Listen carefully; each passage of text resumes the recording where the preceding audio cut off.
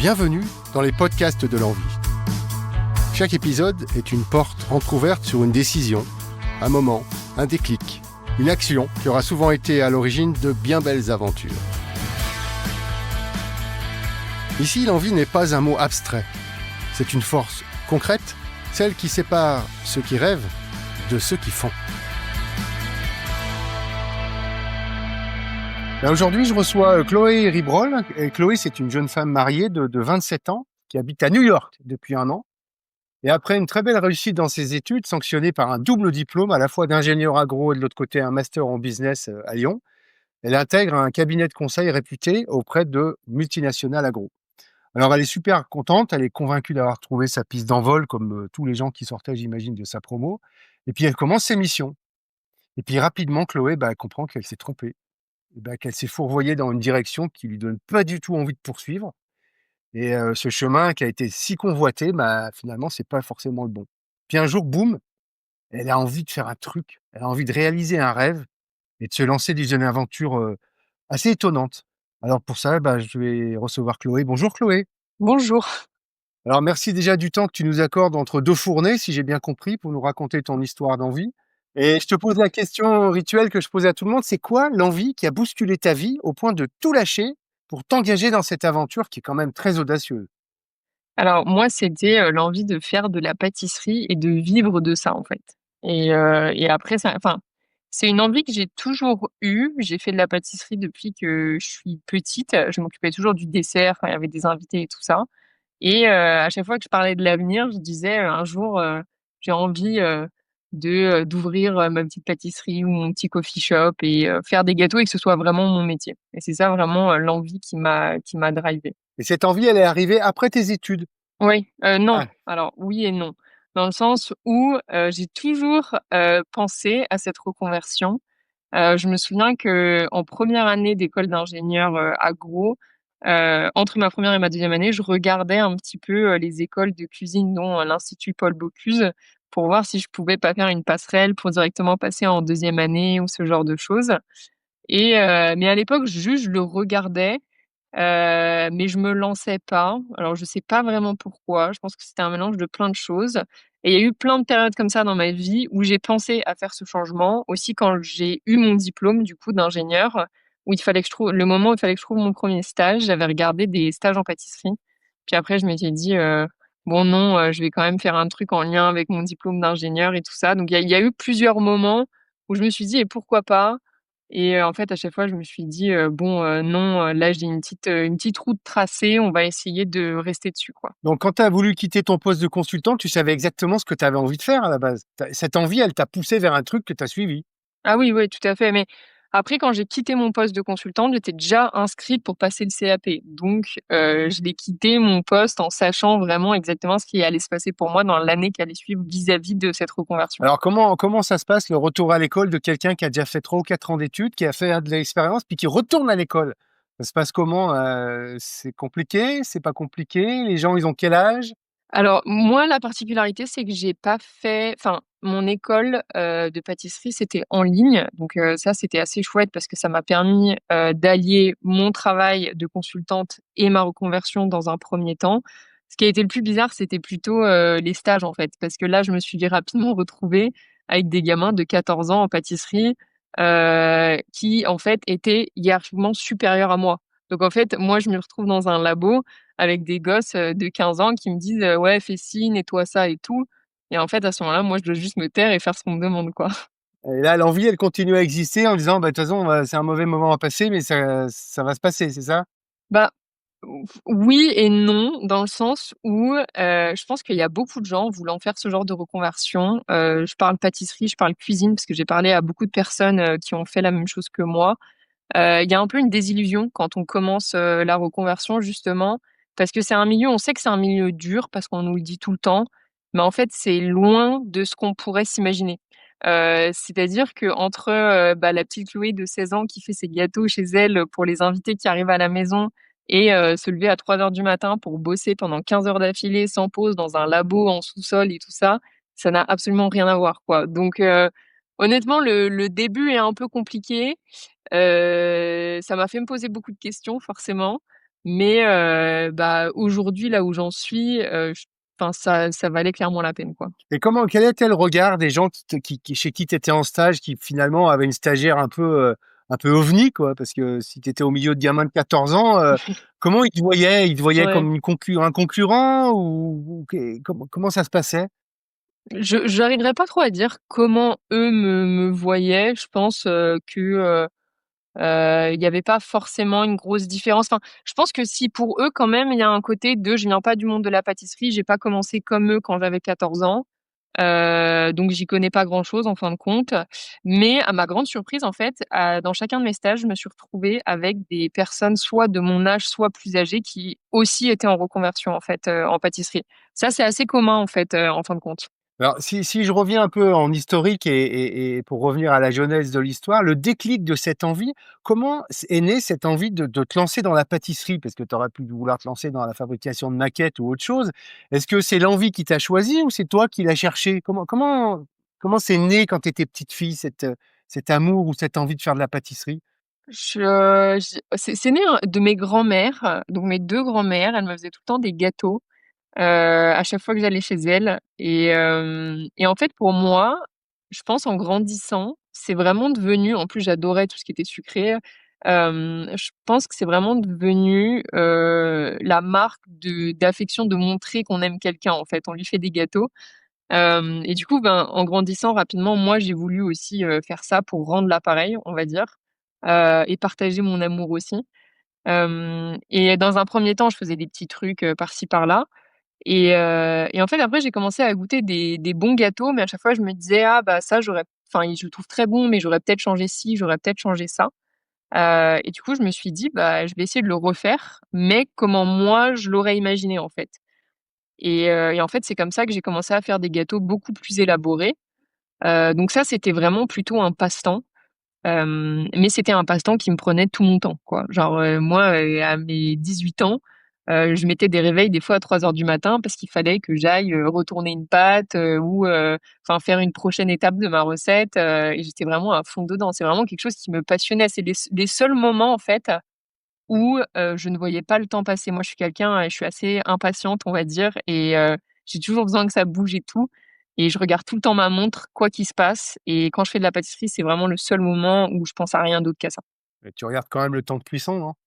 Bah, non, ça même ça, j'y arrive pas, donc je suis obligée de mettre des alarmes parce que sinon je m'y perds. Après, il me semble que tu avais dans ton «travail» entre guillemets de fabrication de gâteaux comme ça, au fur et à mesure, tu as découvert un truc qui pour moi, alors il faut que tu nous expliques parce que j'ai pas tout compris, c'est, l'indice, calorique bas, si j'ai bien tout compris et c'est là-dessus qu'aujourd'hui tu développes, entre guillemets, à la fois tes gâteaux et tes nouvelles envies Ouais. et c'est quoi cette, découverte que tu as faite? Alors, c'est l'indice, c'est la charge glycémique faible. Donc comment est-ce que j'en ai entendu parler la toute première fois? C'est, une de mes 2 grand-mères était diabétique et du coup, ma manière de, lui montrer que je l'aimais bien en lui faisant des gâteaux, ça passait un peu à la trappe parce qu'elle avait pas le droit d'en manger, alors qu'elle adorait ça et du coup, je me suis dit: «Comment est-ce que je peux repenser les gâteaux pour qu'elle puisse les manger?» Et alors là, du coup, j'ai fait mes premiers tests. Alors, honnêtement, c'était vraiment pas bon et elle me regardait en mode, super délicieux, mais franchement, c'était dégueu. C'était très dense, c'était pas bon au goût et tout. Et du coup, j'ai un peu mis ça de côté, le développement de ce type de pâtisserie et je faisais de la pâtisserie classique, je mettais moins de sucre, mais on va dire que ça s'est arrêté là. Et en fait, cette envie, elle a repris pendant que je passais mon CAP, toute l'année, antérieure à ça. Parce que je voyais, en fait, comment ça se passait dans le monde de la pâtisserie où, en fait, on fout de la farine raffinée, du sucre raffiné de partout. Le plus on en met, le mieux presque et en fait, enfin, ça a un réel impact sur notre santé. Enfin, en fait, on goûte tout quand on bosse dans la pâtisserie et moi, ça a été une des périodes de ma vie où je me suis sentie le plus mal parce que je bouffais du sucre à longueur de journée et je sentais que même sur moi qui n'ai pas diabétique, ça avait un énorme impact. Et du coup, moi aussi, j'ai toujours été très sportive, j'ai toujours, été intéressée par l'alimentation et tout ça. Et du coup, je me suis dit: «Comment est-ce que je peux faire des pâtisseries qui sont bonnes, cette fois, mais qui sont meilleures pour la santé?» Et là, du coup, je me suis vraiment mis, un tunnel de, je sais pas 4-5 mois où j'ai fait plein de tests, mais plusieurs tests par jour, quoi, pour arriver à un équilibre des textures et des saveurs qui étaient bien, quoi. Et comment on fait ça? Et tu t'es inspiré de tutos, de bouquins, ou c'est vraiment une expérimentation que tu as fait seul face à ton défi? Est-ce que tu voulais, ou comment ça se passe là? On est aidé un peu, ou on s'aide soi-même, ou c'est vraiment de la découverte? Bah, aujourd'hui, il y a plus de ressources, là-dessus. Moi, quand j'ai commencé à faire tout ça, c'était il y a déjà 2 ans et demi. Et franchement, c'était pas encore trop un sujet. Parce qu'en ce moment, c'est un sujet quand même qui a vraiment, fait un boom, mais à l'époque, non. Moi, en fait, ce qui m'a vachement aidée, c'est mon diplôme d'ingénieur parce que moi, j'ai vachement étudié, tout ce qui était, nutrition dans un master, spé que j'avais fait en Belgique et du coup, en fait, ça m'a permis de beaucoup mieux comprendre l'aspect nutritionnel, de l'appliquer et l'aspect, stage en pâtisserie m'a permis de comprendre comment vraiment les ingrédients interagissent entre eux et tout ça en fait, je me suis dit: «OK, si j'enlève ça, j'enlève, de la matière grasse, par exemple, donc si je la remplace par autre chose, il va falloir que j'ai quand même une autre source de gras». Enfin, c'est vraiment une espèce de logique où si j'enlève tant de grammes de gras, il faudra que je remplace par tant de grammes de thon et tout ça, en fait. Donc c'était juste, en vrai, c'était autant l'élaboration de ces recettes et de ces tests, c'était autant dans la cuisine que sur une feuille de papier blanche avec, des pesées, où, je regarde, ce que ça va donner à la fin en termes de glucides, protéines, lipides, Mais quoi. ton envie finalement, c'était de faire des gâteaux pour ta grand-mère, mais c'était aussi peut-être de trouver la formule miracle, non? Ou enfin «miracle» entre guillemets, ou trouver vraiment ton chemin toi-même par rapport à tes dosages et tes tests? Ouais, un petit peu, ouais et en fait, aussi, je pense que mon épanouissement dans ma reconversion vient de là, parce que moi, j'adore tout ce qui est scientifique et du coup, je viens quand même d'un milieu très scientifique le fait d'avoir à avoir ce raisonnement, scientifique nutrition derrière la pâtisserie que je fais, c'est un truc vraiment qui me plaît énormément. Bah, si on reva justement dans cette partie scientifique, moi, il y a un truc qui m'interpelle quand même, c'est comment tu annonces ta démission à tes boss? Et puis comment ils réagissent? Parce que je pense pas qu'il y ait beaucoup de profils comme toi qui démissionnent pour aller faire un CAP. Ouais, ouais, en vrai, c'est une histoire drôle ça, parce que je me souviens que le jour où j'avais ma démission dans mon manteau je m'entendais très, très bien avec mes 2 boss dans le conseil et en fait, j'osais pas aller les voir. Vraiment, j'avais la boule au ventre, j'avais l'impression que j'allais vomir tellement j'étais stressée, quoi. J'avais trop peur, en fait, je sais même pas pourquoi, mais j'avais peur de leur annoncer et en vrai, je pense qu'ils ont tous les 2 été déçus. Mon premier boss, sa première réaction, il m'a dit: «Non, mais tu vas quand même pas te barrer pour faire de la pâte à crêpes, quand même?» Ouais. du coup, moi, j'étais là en mode: «Bah, si». Donc ça a été sa réaction à lui. Mon autre boss m'a dit, «J'ai l'impression que tu as pas vraiment donné sa chance au métier, et que tu aurais pu, on va dire, attendre un petit peu pour faire ta reconversion». Et en fait, j'ai d'un côté, j'étais d'accord avec lui, mais d'un autre, j'avais envie de suivre mon envie. Mais bon, aujourd'hui, tous les 2, ils sont super contents. On se voit de temps en temps. Ils sont venus à ma petite fête de célébration du CAP, donc on est en bons termes. Et ton environnement, ta famille, tes copains, tes copines, comment ils ont réagi comme eux, ou comment ils, parce que c'est quand même assez étonnant de faire ce genre de Bah, «pirouette» entre guillemets? pour mon entourage, ça a pas été une surprise. La plupart des gens m'ont répondu, «Bah, on le savait, c'était juste une question de temps». J'avoue que j'avais assez peur de la réaction de mes parents. Donc ce que j'ai fait, c'est que je leur ai envoyé un email pour leur annoncer ma décision. Comme ça, je me suis dit qu'ils allaient pas pouvoir me couper la parole, que j'allais mettre par écrit exactement, en fait, ce que je voulais faire, comment je voulais le faire et pourquoi je voulais le faire. Et en fait, je me souviens très bien, j'étais dans mon appartement à Paris j'ai envoyé mon mail à mes parents, il devait être 9:30 du matin. Mon père m'a répondu: «Je t'appelle cet après-midi». Ça a été les, 6 heures les plus longues de ma vie, je pense. Je faisais les 100 pas dans mon appart et tout quand il m'a appelé, le premier truc qu'il m'a dit, c'est, «Bonjour, je suis bien, à la pâtisserie Riberol». Et là, je me suis dit: «Bon, ça va, il valide, il valide ma décision, quoi». Donc ils m'ont soutenue depuis le jour 1, c'est les premiers, enfin ma famille, mon entourage à célébrer mes petites victoires, quand, je signe un nouveau client, quand, j'ai une grosse commande et tout ça donc franchement très cool du coup, mon mari, en fait, à l'époque où, j'ai commencé ma reconversion, en fait, on n'était pas ensemble, on était seulement amis je lui avais dit en fait, il était presque plus emballé que moi par l'idée, quand je lui ai exposé mon idée il m'a dit, «Ah ouais, on se pose, on fait un brainstorm, on organise un PowerPoint et tout», enfin, il était hyper emballé pour m'aider un peu dans la stratégie de cette reconversion, quoi. Parce que ça s'est traduit par de la stratégie avec un vrai business plan et choses comme ça, ou tu es parti vraiment avec la fleur au fusil?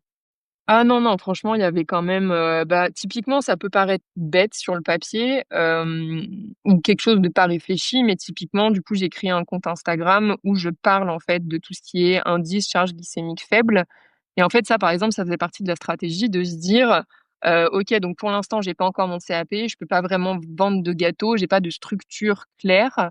Par contre, en fait, quelque chose que je peux déjà faire, c'est, partager un peu, tout ça sur les réseaux sociaux. Comme ça, bah, les gens, ça leur parle, ils peuvent peut-être découvrir. Pour les gens qui sont diabétiques, ça peut être utile et tout ça. Ça, par exemple, ça faisait partie de la stratégie. Donc finalement, tu avais plusieurs travaux, tu avais plusieurs boulots. Tu avais pâtissière, influenceuse, photographe, instagrammeuse, enfin Ah c'est oui, très complet ah comme, oui. comme métier. Ah mais je t'en parle pas aujourd'hui, c'est pire, hein, parce qu'aujourd'hui, du coup, j'ai encore toutes ces casquettes-là, mais je suis aussi livreur, je suis aussi, sales parce que c'est moi qui vais voir, les coffee shops, tous les potentiels clients pour les démarcher. Enfin, j'ai vraiment toutes les casquettes qui existent, quoi. Je fais ma compta, enfin vraiment je gère tout toute Alors seule. justement, c'est intéressant. Si j'ai bien tout compris, il y a toute une partie à Paris, on va dire que c'est un peu l'incubation et tout ça, puis après tu pars aux États-Unis où finalement c'est une nouvelle aventure qui commence avec toujours ce rêve et cette envie. Comment ça se passe le switch? À quel niveau tu étais à Paris? Parce que tu as commencé à exploser, tu parlais de ton compte Instagram de mémoire, il commençait vraiment à grossir et quand tout d'un coup tu dois tout arrêter et recommencer ailleurs, c'est Mmh. ça Ouais. comment ça se passe? L'envie, elle est toujours là ou elle est vacillante? Bah, ça a été un switch un peu compliqué honnêtement. Du coup, effectivement, quand j'étais à Paris, c'était très sur les réseaux sociaux, je vendais des gâteaux sur commande, mais en fait, même dans le milieu de la food à Paris, je commençais à connaître quelques personnes, j'allais à des événements et tout ça. Donc c'était, c'était il y avait une bonne dynamique en fait.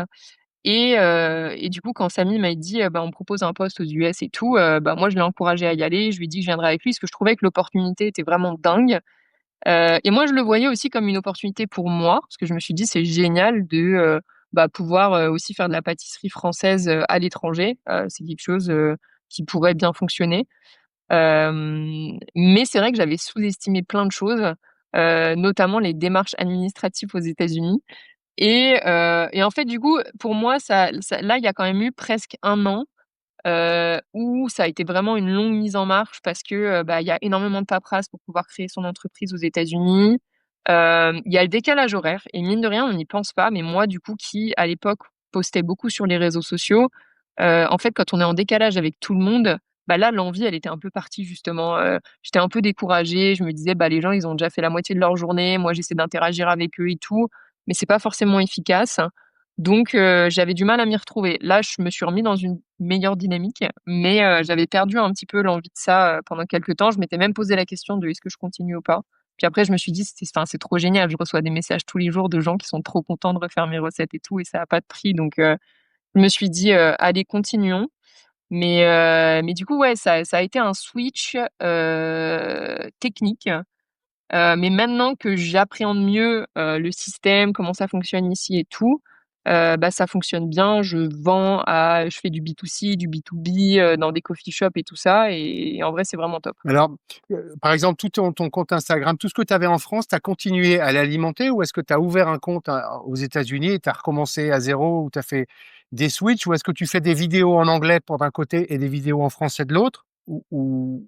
Bah, en fait, quand j'ai déménagé, je me suis dit: «Est-ce que je recrée un autre compte?» effectivement, et en fait, c'est compliqué de créer un compte de zéro quand même, Instagram.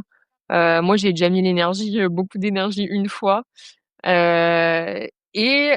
coup, je me suis dit: «Un entre-deux, ça pourrait être que je sous-titre mes vidéos en anglais» et en fait, je l'ai fait pendant un temps mais en fait, c'est très bizarre, mais moi, je voyais pas forcément le problème quand moi je le faisais et après je suis tombée sur du contenu d'autres, personnes sur Instagram qui le faisaient et je trouvais pas ça clair, en fait, quand il y avait, 2 types de langages différents et tout ça et je me suis dit: «En fait, les gens, je pense, ils s'y perdent plus qu'autre chose» et en fait, moi, en fin de compte, il y avait pas parce qu'on peut avoir accès aux stats, bien sûr, sur Instagram. Et en fait, moi, aux US, il y a pas énormément de gens qui me suivent. C'est surtout en France, en fait. J'ai 98 des gens qui me suivent, c'est la France ou la Belgique. En fait, je me suis dit: «Moi, mon audience, elle est vraiment là-bas» et je préfère, en fait, alimenter ça et créer cette proximité-là, plutôt que repartir de zéro et créer un compte en anglais, quoi. Donc ça veut dire que tu fabriques et tu vends aux États-Unis et tu communiques en France et en Belgique, si je comprends. Ouais, mais alors après la manière dont je communique, moi, c'est, je raconte un peu Ah, ma vie de, pâtissière, aux US, je partage des recettes, je partage, une journée type, de ce que je fais. Oui, donc en fait, aujourd'hui, mon activité que j'ai sur les réseaux sociaux et mon activité de vente de pâtisserie tous les jours, elle est un peu décorrélée effectivement. Mais, tu vois, par exemple, là, j'ai, un event ce week-end. C'est une Française qui m'a trouvée, sur TikTok. Elle m'a dit, «J'ai adoré tes gâteaux et tout, est-ce que tu peux me faire mon gâteau d'anniv ce week-end?» Donc là, pour samedi, je vais faire un gâteau que je vais livrer, sur, le plus beau rooftop de Manhattan, parce que quelqu'un m'a vu sur c'est TikTok, tu dingue. vois? Ouais. Donc ça fonctionne quand même, tu vois, pour les commandes et tout ça. Et moi, j'ai quand même, pour le coup, même si je communique en français et tout, j'ai quand même des Américains qui me suivent et même s'ils comprennent pas, en fait, ce que je raconte, ils me disent: «Ah bah, il est beau ce gâteau, je peux te le Mmh mh. commander, quoi». Alors au fur et à mesure de l'avancée de ton aventure, est-ce que ton envie initiale, elle en a réveillé d'autres? Est-ce qu'il y a des choses au fur et à mesure que le chemin a avancé, tu t'es dit: «Ah bah tiens, j'ai envie de ça, j'ai envie de ci, j'ai envie de ça», ce qui était pas forcément prévu au départ? Bon, l'étoile polaire, elle est toujours là, mais par contre d'autres choses, d'autres envies qui sont greffées, sur ton projet initial? Bah, moi, j'ai des envies tous les jours, hein, donc franchement, c'est le problème quand tu as trop d'idées, c'est qu'après, du coup, tu t'éparpilles un petit peu. Hem, non, mais en fait, je pense que moi j'ai toujours du mal un peu à voir le long terme. Moi, mon envie quand je me suis reconvertie dans la pâtisserie, c'était vraiment juste simplement me lever et faire ce que j'aime de ma journée. C'était pas, je rêvais pas, par exemple, je sais pas, d'ouvrir, un coffee shop, à Brooklyn ou ce genre de choses, tu vois? C'était vraiment, juste j'ai envie d'être heureuse dans mon quotidien et de faire ce que j'aime. Et je pense que du coup, maintenant, ça a réveillé plus des envies long terme, en fait, et aussi des envies tout autres d'ailleurs, absolument rien à voir, mais du coup, du fait de mon positionnement, on me pose beaucoup de questions vis-à-vis de la nutrition. Et j'aime bien conseiller les gens là-dedans. Et je sais pas, par exemple, un truc qui me plairait bien, ce serait, avoir, cette casquette de un peu, Coach? Hein. conseiller, dans tout ce qui est Mmh. nutrition, quoi. Donc tu as envie d'écrire un bouquin en anglais, c'est ça? Alors je sais pas si j'ai envie d'écrire un bouquin en anglais, mais non, je honnêtement, pour le coup, tu vois? Ça c'est un truc dont on me pose souvent la question. Pour le coup, écrire un bouquin, c'est pas un truc, moi, où je me dis: «J'ai envie de faire ça» et c'est un de mes objectifs, que ce soit, court ou long terme. Après, ça se trouve, ça viendra, ça se trouve, je sais pas, j'aurai une opportunité. Mais en tout cas, pour le moment, c'est pas quelque chose dans le coin de ma tête, quoi. Si on prend un petit peu de recul, qu'on sort un petit peu de notre discussion, est-ce que selon toi, il y a des pièges qui tuent l'envie? Heu, Au fur et à mesure que tu as avancé, est-ce que tu as évité des choses où vraiment il y a des choses où avec ton chemin, tu te dis: «Ça, faut pas faire parce que ça tue l'envie et ça casse les pattes»? Moi, je pense un gros truc, c'est le regard des autres. Heu Je pense que ça, des fois, les gens simplement, ils ont envie de faire, tel ou tel truc et ils le font pas parce qu'ils ont peur de ce que les autres pourraient penser. Et moi, j'en suis pas totalement détachée. Et avant, je l'ai pas été non plus. Par exemple, quand je dis que j'ai envoyé un email à mes parents, pour leur dire, c'est bien que j'avais peur de leur regard, de leur réaction. Hem, mais mais j'invite les gens à essayer de s'en détacher au maximum, même si c'est plus facile à dire qu'à faire. Parce que, en fait, si moi je m'étais pas dit: «Bon allez, let's go, au pire, les gens ils ce qu'ils veulent, je m'en fous», puis ça m'arrive, hein, souvent en vrai, quand je suis en soirée à Paris ou même ici à New York. Les gens sont un peu plus ouverts d'esprit ici, mais à Paris, des fois quand je suis dans des cercles d'ingénieurs et tout, et qu'on me dit: «Tu fais quoi dans la vie?» Et je dis: «Bah, je fais de la pâtisserie». Les gens ils me regardent, ils me disent: «Mais c'est quoi cette lubie, enfin, c'est quoi ce truc, enfin, pourquoi tu fais ça?» Et on me prend un peu de haut, tu vois? Et au début, franchement, ça me froissait, ça me faisait de la peine un petit peu. Et aujourd'hui, je m'en détache ça totalement. Mais c'est un travail long terme. Mais ça, pour moi, je pense, c'est un truc qui tue les envies de se dire, bah, j'ai peur de ce qu'on pourrait penser de moi. Et aussi ce dont tu parlais avant, tu m'as demandé si j'avais un plan précis ou si je suis partie comme ça, freestyle. Je pense que aussi, il faut une certaine organisation parce que, il faut un truc qui te guide, une ligne directrice quand même, quelque chose qui fait surtout que du coup, moi, pour le coup, je suis à mon compte. Si tu te lèves le matin, que tu sais pas ce que tu vas faire de ta journée, parce qu'en fait, tu sais pas trop vers où tu vas, c'est compliqué quand même, tu vois? Donc avoir aussi un peu une ligne directrice, pour moi, c'est vraiment essentiel, quoi. Est-ce qu'on peut dire aujourd'hui que tu vis de ton envie ou pas encore? Je vis de mon envie, oui, je vis de mon envie. Après, ça Oui, dépend, bien ce sûr. qu'on Oui, entend par oui. vivre, quoi. Mais je me paye depuis le premier mois où j'ai commencé, où j'ai créé ma structure aux États-Unis, ouais. Et qu'est-ce que tu dirais là pour, les gens qui nous écoutent, à quelqu'un qui a perdu son envie ou qui la cherche tout simplement? Quel serait le message que tu lui laisserais pour le guider un peu sur le chemin «du retour» quoi, entre guillemets? Ouais, c'est intéressant cette question parce que j'ai été à un dîner avec, des copains il y a pas longtemps et il y en a un qui me disait: «En vrai, je t'envie trop de ce que tu fais parce que, tu as vraiment, trouvé ton truc qui t'anime au quotidien et tout». Et en fait, la question que je lui ai posée, c'est la réflexion que j'avais eue un jour, en fait, et c'est un peu ça aussi qui m'avait fait franchir le cap. C'est, si on te disait qu'il te restait une semaine à vivre, tu ferais quoi de cette semaine-là?